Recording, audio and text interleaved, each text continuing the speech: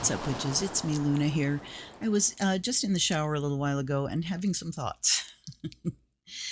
I get a lot of thoughts in the shower because my chart is mostly water, and I have a Pisces moon in Cancer's house and a Scorpio Neptune in Neptune's house, and Venus in Cancer in Scorpio's house. So I got all this water going on. Anyway, I was getting some information and just thinking about how hard it is to be here, how hard it is to be here and functioning in the times we're a living in.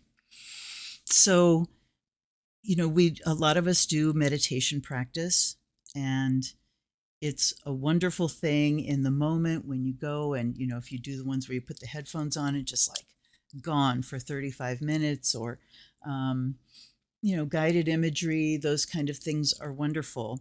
But I want to talk about sitting meditation. And I do believe that there's room for practicing many different types of meditation because they all do something slightly different. And sitting meditation, Zazen in Japanese Buddhism, I don't know what they call it in other things, but sometimes it's calm abiding, is what it's called. But it's about just existing in the moment without judgment. So then we go into the principle of equanimity. That one of the things we're training in is being able to stay here in the present moment, which is the power place. It's the only place from which we can act ever. Can't act in the past, we can't act in the future, we can only act in the now. So it's training on how to stay in that now when everything is going insane around you. So it's wonderful when you're meditating and you get the benefit in that moment. And, one of the other things that you're doing is strengthening the connections in your brain that create that state of calmness, openness, alertness. And so, it all helps. But then, what we tend to do is we do our meditation and we feel good. And then suddenly it's a being that has shown itself to be a snake starts to slither and hiss, and we go, ah, look what it's doing. Ah, when things behave according to their nature, we lose it. So equanimity is not about, it's all the same to me. That's indifference, right? Which is like the third form of suffering: attachment, aversion, and indifference. Equanimity is being able to be fully there, to feel the impact of things, but then not to start the mental games and, the grinding and the storytelling and the right and wronging, all of that stuff.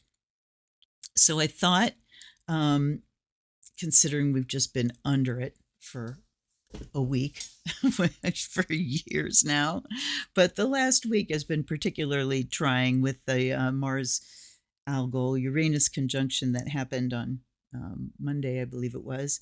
And then on Tuesday, we went into the shadow of a Mercury retro.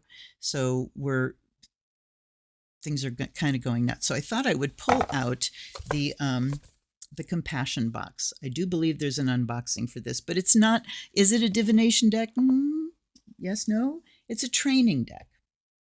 And the commentary is written by Pema Chodron. And I just had to go into the bathroom to retrieve the book from this set, which I keep in the bathroom because when you're sitting in there and you got a couple of minutes, my little tabs in there because there's so many wonderful things. Okay, so this is part of the Lojong system or teachings, and it's training with slogans. is what it's called. So the cards have these slogans for training, and I thought we'd just pick, 2 or 3 just to see what wisdom we can get for the times we're in and the difficulties we're having. So, the reason that we want to do this is because when we are caught up in the mental things, we can't act effectively. We're not fully in the present moment. We are living in a different reality that our mind is creating. And you can only really affect and change reality when you're in the reality. You can, you have to change things from where they are. You can't, what's the old thing about you can't solve a problem with the same mentality that created the problem. And we tend to create the problems we're in from, a state of disconnection. But you can't fix anything from a state of unawareness. You have to be aware of what's happening, and a state of acceptance. You have to acknowledge and be under no illusions that it is happening, right? And the same thing can be, I was talking about politics here, but the same things can happen when, we have a health crisis or a relationship crisis or any number of personal life crises that happen, whether they're big or small. If we try to deny that they're happening, we can't do anything about them. If we deny, we won't do anything about them because they don't exist, right? So anyway, let's see. I think I'm just going to shuffle a little bit, and then I'm going to split and pick.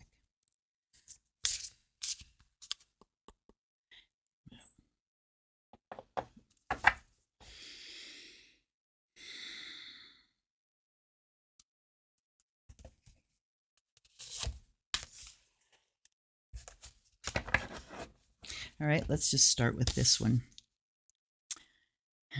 Sending and taking should be practiced alternately. These two should ride the breath. This is talking about Tonglen practice, and I have videos on that too.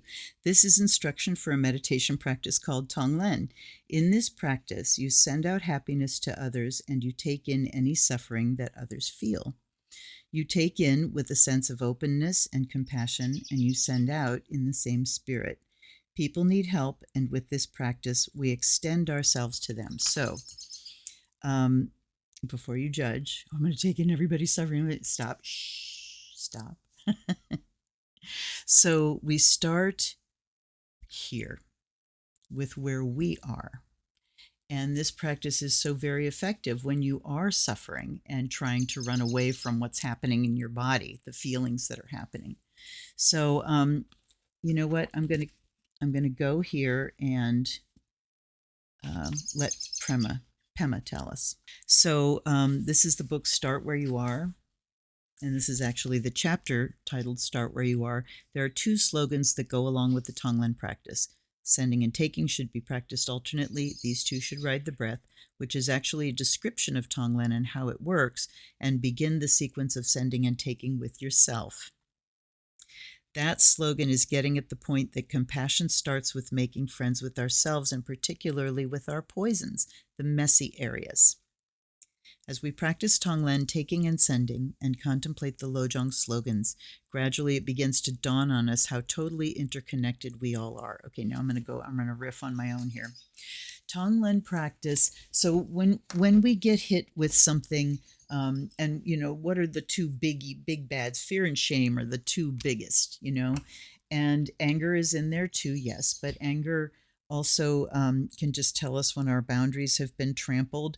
It's when the anger is a lot of the times anger is a product of fear. At any rate, these things feel so bad in our energy system. They feel so bad that the first thing we do is try to escape, try to get away from those feelings. And a Neptunian exercise, escapism. And so our first job is to abide with ourselves. So I talked about calm abiding, So what does it mean to abide with something? It means to live with it, to just be there living with it, right? So we sit with it. And the first thing is to be completely in your body and in your energy system and just feel it with your senses. Feel how it feels without story. Just find it in your body. You know, when you're freaking out and afraid, I get it right in the heart chakra, and a lot of times in the root chakra too, depending on what the scary thing is. Sometimes I'll feel it at the root. It could be my shoulders are tight. It could be I can't get a deep breath. I'm feeling out of breath. You know, it could be my head hurts. I can't. I can't think in words. Sometimes we're so frantic that we can't possibly even think. And those moments when you're stopped dead, that's a huge opportunity. We don't stop our minds very often. But anyways, when you're there, to just be able to feel where it is in your body and then breathe that in. All right, I'm feeling my chest tight. I'm feeling this awful roiling in my stomach. Breathe it in. Feel it, feel it, feel it with everything you have. And then as you exhale, feel it go out and expand and dissipate, right? It expands until it just shatters.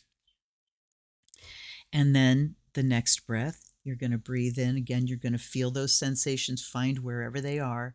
Breathe them in. Breathe in the heaviness. So you can get into symbolism. Breathe in the heaviness, the darkness. Yep, there it is. And then breathe it out, expand it out into space, let it dissipate. Then, as you continue this, you can acknowledge that I feel these things because I'm human. This is what we do. This is how we work. And so every other human has felt this at some point too. And think of, you can readily think of so many instances in life right now on this planet where people are suffering horribly. And you can feel your connection with them of, I get it. I get how you're feeling. And so knowing that they may not be able to practice this way, we do it for them too. I'm going to do this so it will help you as well. And you breathe in. And know that you're not like taking people's pain and suffering into your energy system. That's not what you're doing. This is the whole energy system, and you're just working with the whole. You're the microcosm, right? And then once you're working for others and you're feeling the interconnectedness, you actually are doing the work for the collective. All right, let's see here. Now people know that what we do to the rivers in South America affects the whole world, and what we do to the air in Alaska affects the whole world. Everything's interrelated, including ourselves. So this is very important, this making friends with ourselves. It's the key to a more sane, compassionate planet. What you do for yourself, any gesture of kindness, any gesture of gentleness, any gesture of honesty and clear seeing toward yourself, will affect how you experience your world. In fact, it will transform how you experience the world. What you do for yourself, you're doing for others, and what you do for others, you're doing for yourself. When you exchange yourself for others, so they talk about that in this practice. When you exchange yourself for others in the practice of Tonglen, it becomes increasingly uncertain what is out there and what is in here. So you can do this work when you're not trying to rescue yourself, when you're not dealing with a storm in your own personal energy system. You can do this practice on a daily basis. And, your connection to other people, I mean, you've been through the whole show, right? So you have those emotions and things to draw on, but you can immediately say, I will stand in your place. I will feel this. If you have rage and righteously act it out and blame it on others, it's really you who suffers. The other people in the environment suffer also, but you suffer more because you're being beaten up inside with rage, causing you to hate yourself more and more. We act out because, ironically, We think it will bring us some relief. We equate it with happiness. Often there is some relief for the moment. When you have an addiction and you fulfill that addiction, there's a moment in which you feel some relief. That's how we get addicted. Then the nightmare gets worse. So it is with aggression. When you get to tell someone off, you might feel pretty good for a while, but somehow the sense of righteous indignation and hatred grows and it hurts you. It's as if you pick up hot coals with your bare hands and throw them at your enemy. If the coals happen to hit him, he will be hurt.